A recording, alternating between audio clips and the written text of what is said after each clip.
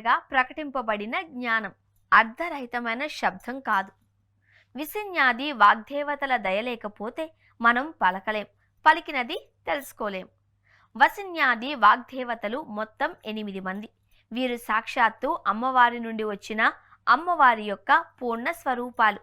వీరు శ్రీచక్రంలో బిందువు నుండి 3వది, త్రైలోక్య చక్రం అనే చతురస్రం నుండి 7వది అయిన సర్వరోగహర చక్రంలో ఉండి వీరిని స్మరించినంత మాత్రాన ఆది మనసుకు వచ్చిన రోగం మరియు వ్యాధి, శరీరానికి వచ్చిన రోగాలను తొలగించగలరు. మీరు అక్షర స్వరూపులు, సర్వమంత్ర స్వరూపులు, వాక్కు విభూతి అనగా వాక్ వైభవము కలవారు.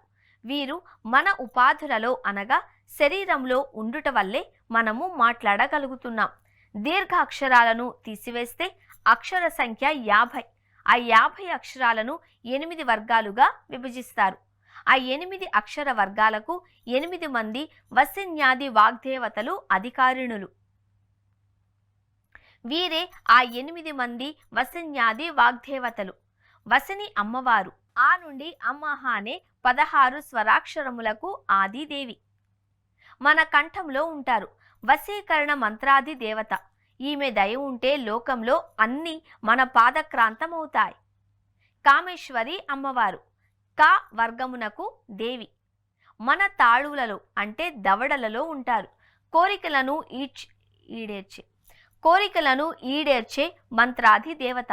ఈమె దయ ఉంటే అన్ని కోరికలు తీరతాయి.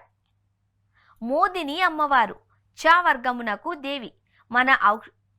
మన ఔష్ట్రములు అంటే పెదవులలో ఉంటారు. ఆనందము తృప్తి కలిగించే మంత్రాది దేవత. ఈమె దయ ఉంటే అన్ని ఆనందాలే. విమల అమ్మవారు, టా వర్గమునకు దేవి. మన దంతాలలో ఉంటారు. ఈమె దయ ఉంటే నిర్మల జ్ఞానం అనగా బ్రహ్మ జ్ఞానం లభిస్తుంది. అరుణ అమ్మవారు, తా వర్గమునకు దేవి. మన అంగిలిలో ఉంటారు. ఈమె దయ ఉంటే సకల దేవతల కృప కలుగుతుంది. జైని అమ్మవారు, పా వర్గమునకు దేవి మరియు అభ్యంతర వాక్ స్థానము. ఈమె దయ ఉంటే జయం లభిస్తుంది. సర్వేశ్వరి అమ్మవారు, యా వర్గమునకు దేవి మరియు బాహ్య వాక్ స్థానము.